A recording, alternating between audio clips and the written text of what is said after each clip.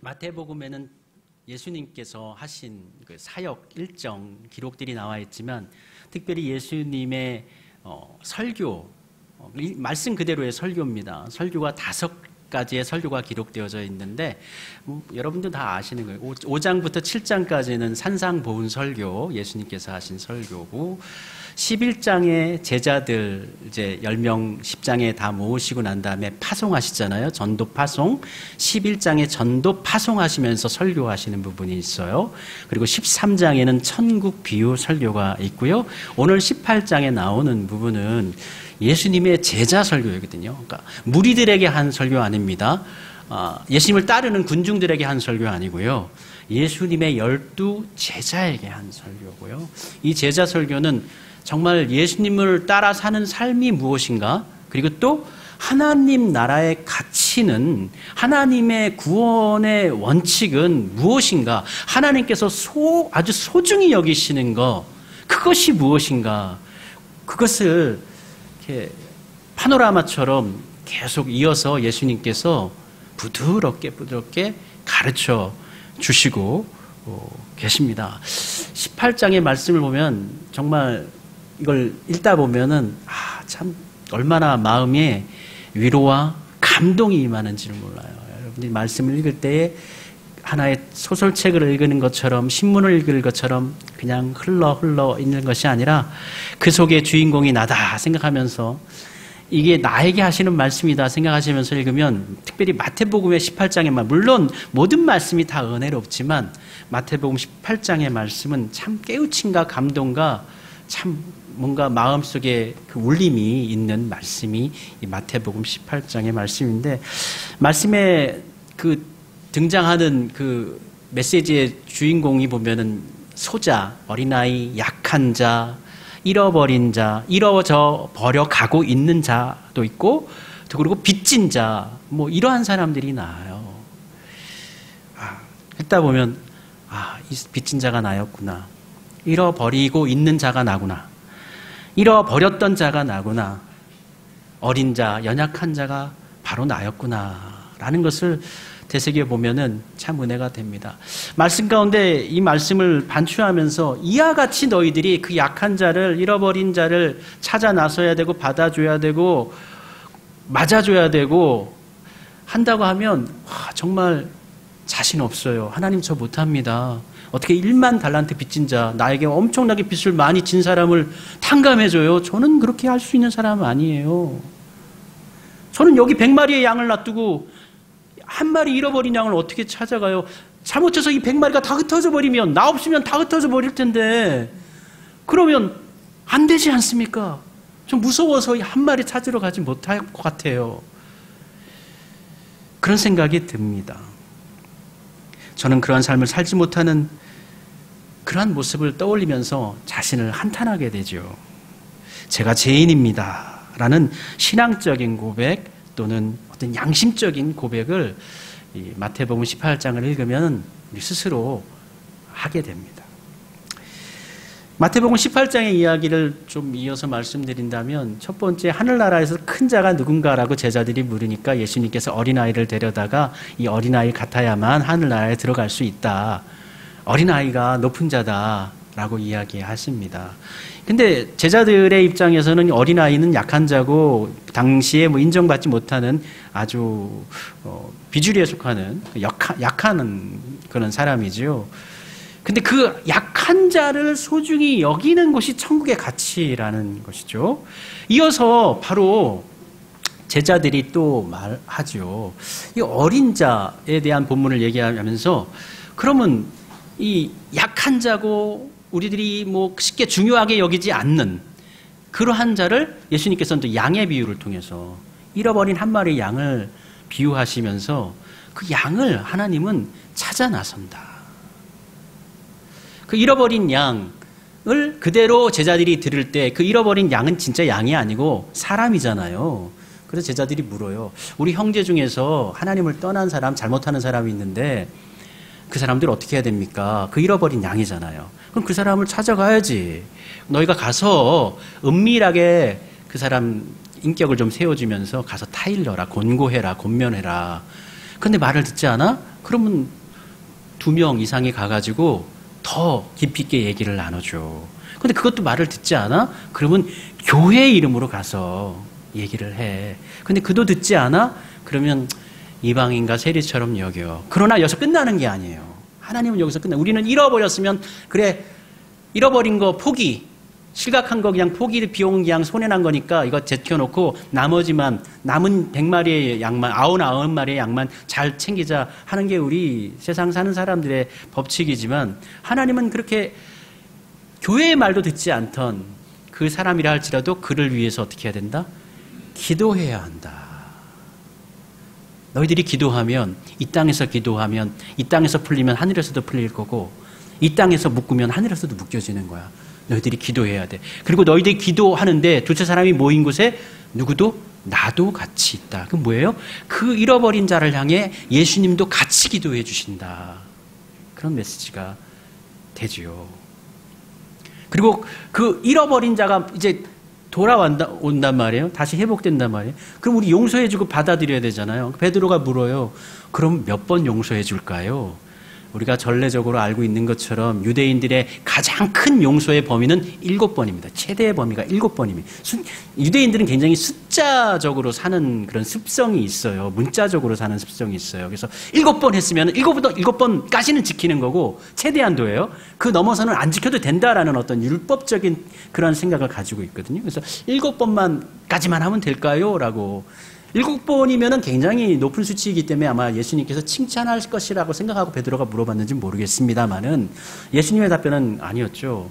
7번을 곱하기 해서 70번까지 그러면 490번이 되지 않습니까? 490번이라는 것은 그냥 거의 무한대의 수치랑 마찬가지인 거죠. 근데 하나님은 어떻게 해요? 우리를 그 무한대의 수치로 우리를 용서해 주신다. 우리는 사실 그래요.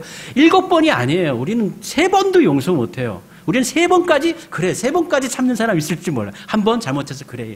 2번까지 뭐, 3세판이니까 3번까지는. 3번 넘어서면 이제 얄자리가 없죠. 그런데 성경에는 7번이라고 되어져 있고, 예수님은 7번이 아니라 7번씩 곱하기 해서 70번까지 해서 490번까지, 490번이 아니라 사실은 거의 끝까지 영원히 우리 하나님. 사실 그 사랑을 보이신 분은 예수님밖에 없어요. 우리는 그 예수님 말씀 따라 살려고 하지만 정말 따라 살기 힘든 사람들이죠. 예수님께서는 그 원수를 사랑하라고 하셨는데 이전까지의 말씀, 구약의 말씀은 뭐예요? 하나님 사랑하고 이웃 사랑하라. 이게 하나님의 말씀이에요. 이스라엘 사람들이 그건 지키면서 살려고 노력했어요. 그래서 하나님 사랑하고 이웃 사랑. 이 이웃이라는 것은 같은 유대인 동포를 얘기하는 거예요. 그래서 다른 사람들에 대해서는, 다른 이방인들에 대해서는 그들을 종을 부려먹든 그들에게 돈을 빌려주고 별일을 아주 높게 이렇게 챙기든 그거에 상관이 없는 거예요. 그러니까 자기네 나라 사람만 챙기는 거예요. 하나님 사랑, 이웃 사랑에만 충실한 거예요. 근데 예수님은 새로운 가르침을 주시지 않았습니까? 하나님 사랑, 이웃 사랑뿐만 아니라 어떤 사랑이요? 원수 사랑. 원수를 어떻게 사랑해요? 원수를 어떻게 사랑해요? 원수가 아니어도 우리에게 큰 폐를 끼친 사람, 우리에게 상처를 준 사람, 우리 쉽게 용서할 수가 없어요. 그런데 예수님 원수 사랑하라고 말씀해 주시고, 실제 어떻게 해요? 이쪽 뺨 때리면 어떻게 해요? 그걸로 그냥 반항하지 말고 어떻게 해요?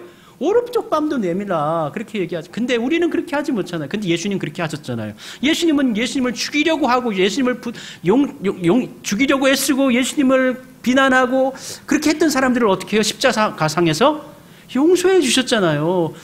저들이 아버지, 지금 하는 일을 모르기 때문에 저러고 있는 겁니다. 하나님, 아버지, 저들을 용서하소서.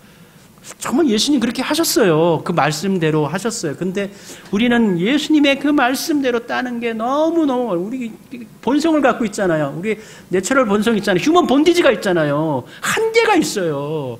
그걸 넘어서기가 너무너무 힘들어요. 근데 그것을요, 우리는 인정할 수 있는 것이 믿음입니다. 그거에 대해서 아예 생각도 안 하고, 그것에 대해서 자기 스스로 양심적으로 스스로에게 묻지도 않고, 예수님께서 이렇게 우리에게 하두를 던지셨는데, 원수 사랑에 하두를 던지셨는데, 나는 그냥 관심 없어. 그냥 이건 못하는 거니까 그냥 하나님의 말씀으로만 믿고 예수님이니까 하는 거고 나는 상관없는 거야. 나는 그냥 예수님 믿기만 할게. 라고 해버리는 것이 아니라 그것을 어떻게 하든지 내 속에서 좀 이뤄가려고 100% 중에 몇 %라도 이해하려고 490번이 아니라 뭐 한두 번이라도 더 예수님 말씀 따라서 용서해 보려고 하고 이해해 보려고 하고 더 사랑을 베풀려고 하고 고민하면서 사는 그러한 삶의 자세가 우리에게 있어야지. 오늘 마태복음 18장에서 예수님께서 이와 같이 그렇게 말씀하셨는데 그 말씀을 따라 살려고 하는 열심과 노력이 없다면 그러면 우리 하나님 앞에 우리 얼굴 볼 면들 만한 면목이 없는 것이지 않습니까? 그래도 뭔가 좀 시도를 해보려고 했는데 노력했는데 근데 잘 안 되더라고요. 하나님 정말 잘 안 되더라고요. 이렇게 하소연이라도 할 수 있어야지. 아예 해보지도 않고 넉살 좋게 그냥 얼굴에 뭐 깐 것처럼 그냥 어쩔 수 없었어요 해버리면 하나님이 똑같은 사람을 두고 이 사람 반성하는 사람 해보려고 했는데 안 되는 사람 그냥 그거에 대한 관심도 없이 그냥 난 교회 생활만 하고 다닌 사람 하나님께서 어떻게 똑같이 판단하실 수가 있겠습니까? 여러분 신앙을 가졌다라는 것은 하나님의 인격을 닮아 사는 것입니다. 하나님의 인격, 하나님의 품성을 성품을 내 속에 내재하는 것이죠. 내가 할 수가 없어요. 우리 스스로 할 수 없어요. 그러나 하려고 노력하는 삶은 우리가 살아야 되는 것입니다. 할 수 있다는 것이 아니에요. 사실 할 수가 없어요. 할 수 없지만 그것을 인정하지만 그러나 신앙적으로 양심적으로 하나님 뜻 따라 살려고 흉내는 내야 됩니다. 흉내는 내야 되는 것입니다. 말씀 가운데 보니까 제자들이 높아지기를 원했어요. 제자들은 이때까지도 주제가 뭐예요? 마음속의 주제는 높아지는 거예요. 이제 예수님께서 하나님 나라의 왕국을 만드실 것인데 그 왕국에 내가 자의정할 것이냐 우의정할 것이냐. 야고보와 요한은 그 어머니 사촌 이모죠. 이모를 통해 가지고 예수님의 이모를 통해 가지고 나중에 잘 되면 우리 아들도 좀 높은 자리에 이렇게 로비까지도 하지 않습니까? 제자들은 높아지는 거에 관심이 많아요. 그래서 묻지 않아요. 예수님께 우리가 천국에서 하나님 나라에서 가장 높은 사람은 어떤 사람들입니까? 기대하면서 물었지만 예수님께서는 그들이 원하는 답을 하지 않으셨죠. 아이를 데려다가 이 아이 같다라는 것이 요즘에 아이들 보세요. 아이들이 겸손해요? 아이들이 천진난만합니까? 순진합니까? 그렇지 않아요. 아이 같다는 것은 작다는 뜻이에요. 힘이 없다는 뜻이에요. 겸손하다는 뜻이에요. 자기 자신의 이 재성을 인정하고 인식할 수 있는 그러한 연약함을 인정하는 자들을 얘기하는 거예요.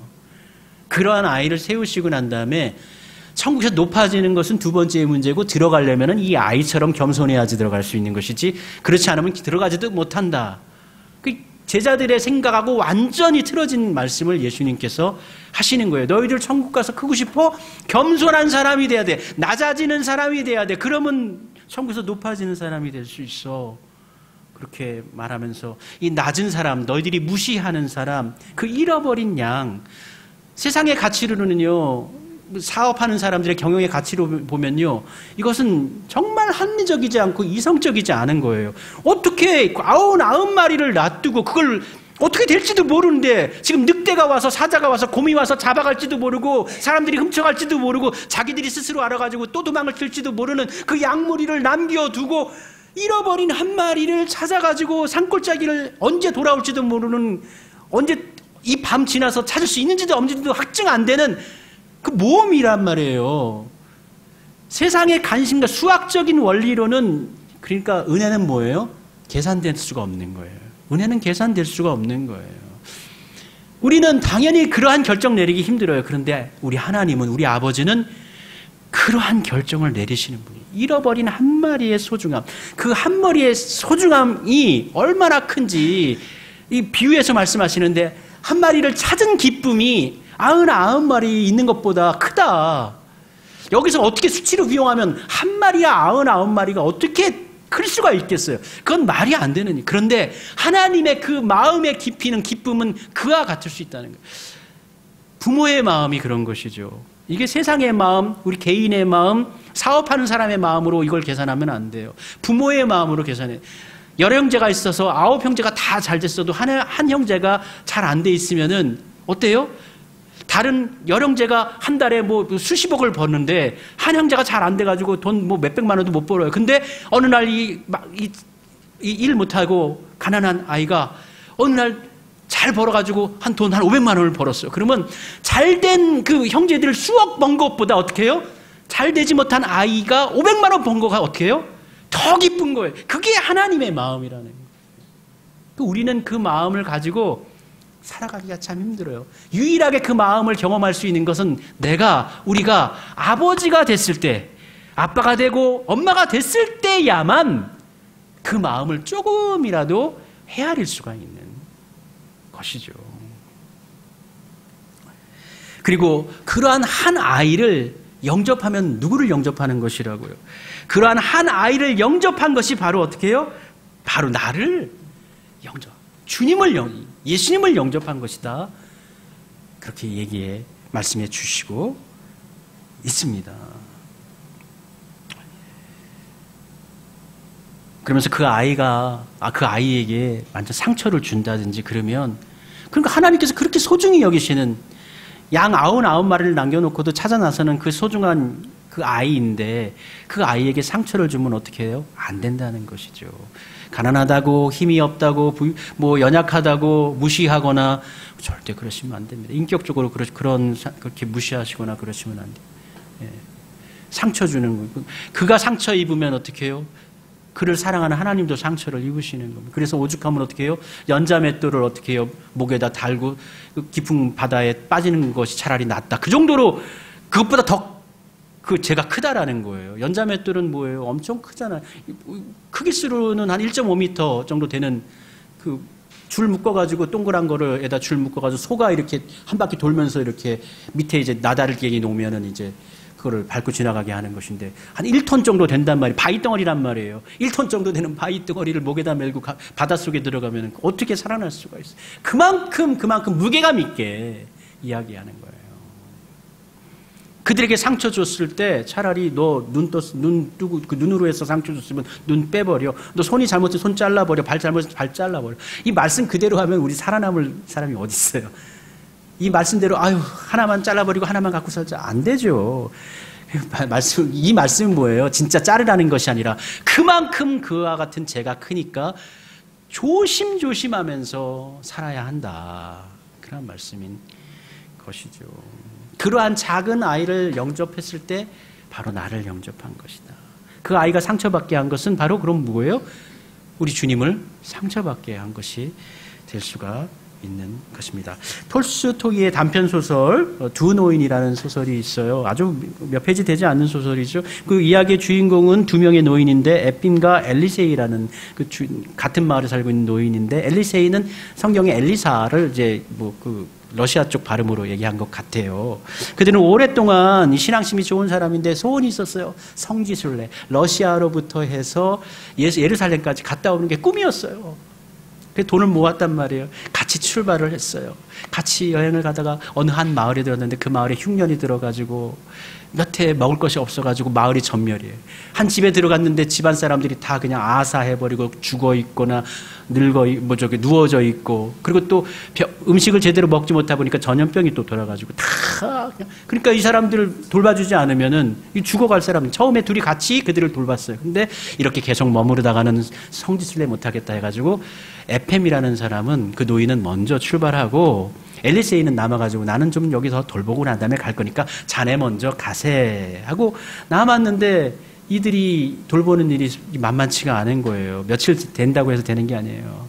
그들을 음식을 사가지고 먹이고 그리고 또 그들의 몸 이런 거 닦아주고 그리고 음식이 없으니까 음식도 더 사주고 약도 주고 그렇게 하다 보니까 너무 시간이 하루 이틀에 낫는 게 아닌 거예요. 전염병에 걸렸었기 때문에. 그런데 그들이 아파할 때 약을 먹이고 그들이 배고파할 때 음식을 먹이고 그들 대신 어떤 일을 해가지고 집안일을 섬겨주고 할 때 그때마다 에펜이 성지순례를 가가지고 어느 성전에 가고 어디 가서 기도하고 하면은요 저기 앞에 자기 친구 머리가 보여요. 자기 친구 엘리사가 대머리거든요. 이 엘리세이도 대머리. 저 친구 엘리세이인데? 엘리세이는 거기 가 있지 않아요. 지금 사람들을 돌보고 있단 말이에요. 근데 자기보다 앞서가가지고 거기서 예배를 드리고 기도하는 모습을 보게 됩니다. 그리고 결과적으로는 그들을 돌보다가 엘리세이는 성지순례 하지 못하고 집으로 돌아오고 에페 문제 성지순례 마치고 다시 돌아와서 두 사람이 마주하게 됩니다. 그때 이제 책의 결론으로 이렇게 얘기가 나와요. 우리가 순례길에 나서는 것은 발로 가는 것이 아니라 마음으로 가는 것이네. 이렇게 엘리세이가 이야기하면서 톨스토이가 이야기하고 싶은 거를 몇 줄로 줄여놔서 주제를 써놨는데 이런 겁니다. 성지를 향하는 발걸음보다 불쌍한 이웃을 돕는 손길이 더 신성하다. 하나님은 성전에만 계신 것이 아니라 도움이 필요한 곳 어디에나 계신다. 자신의 것을 내어 이웃의 슬픔을 덜어주는 자, 그가 바로 참된 순례자다. 그래서 작은 소자를 섬기는 것, 그를 맞이하는 것, 영접하는 것이 우리 예수님을 섬기는 것이고 예수님을 맞아들이는 것이다. 그런 것이죠.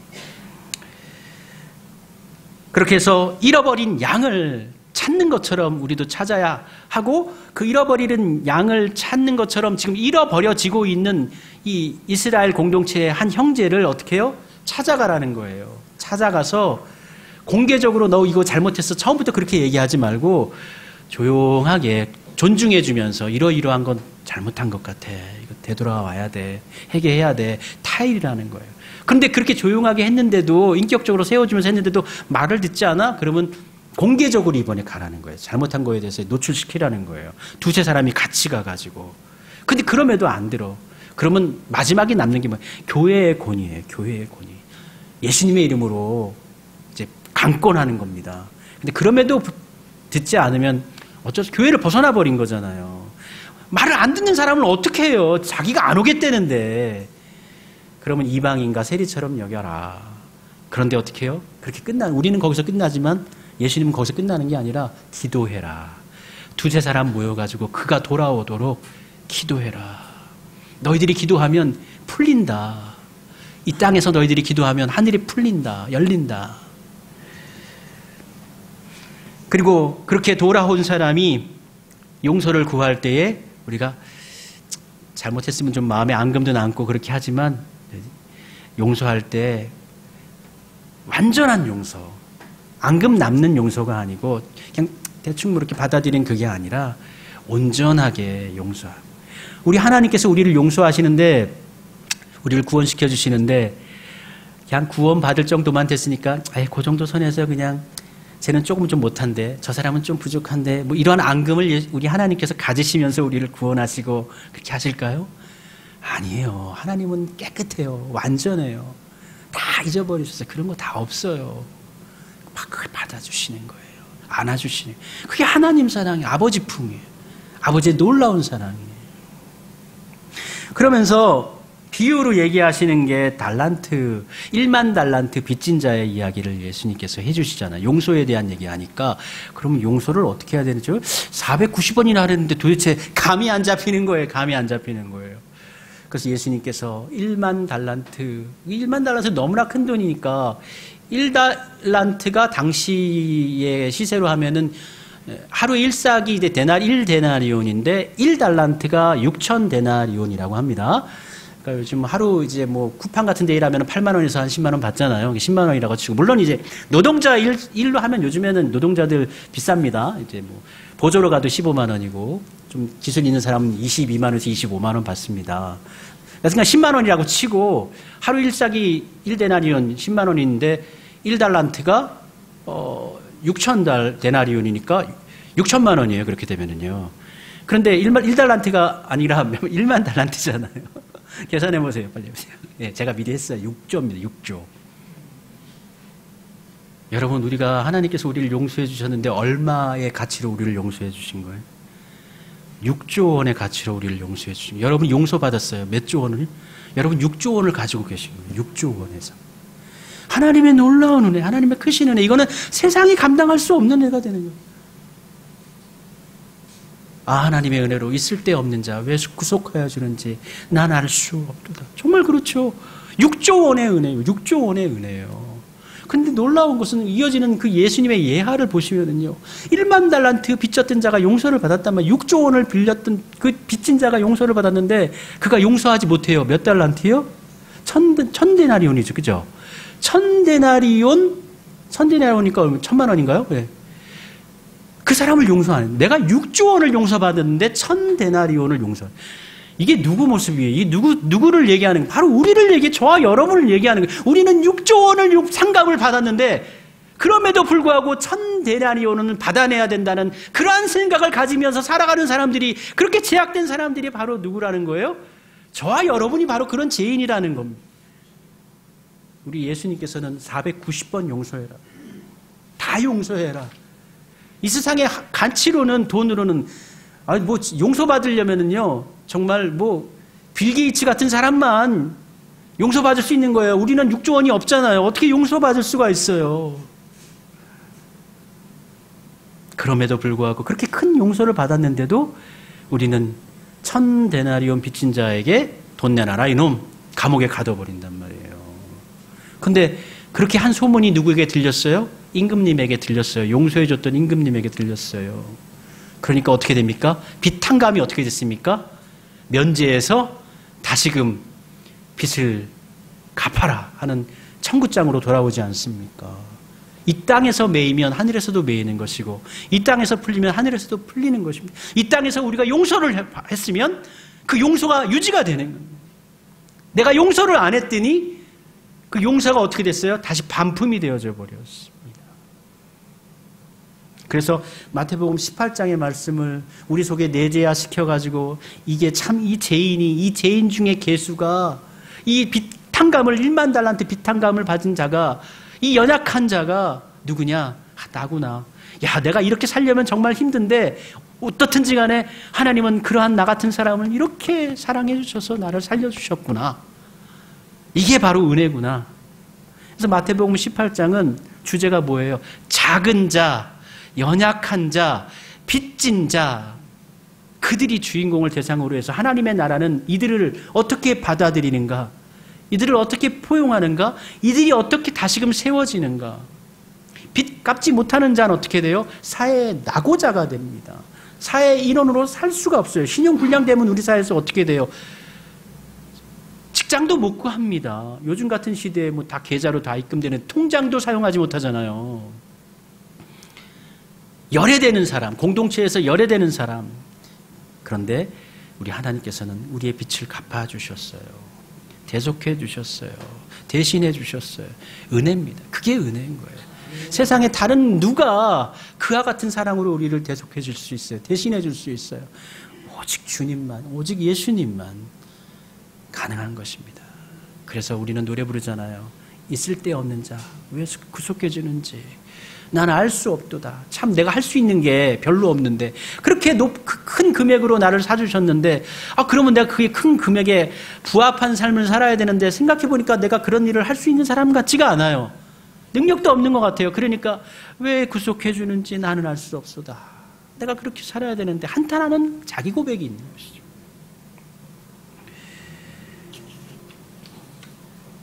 우리들은 이러한 인식이 있어야 돼. 죄인식이 있어야 되고요. 죄에 대한 그 마음속에 죄에 대한 미안한 마음. 어떻게 하면은 이걸 어떻게 좀 깎아낼 수는 없을까 하는 마음.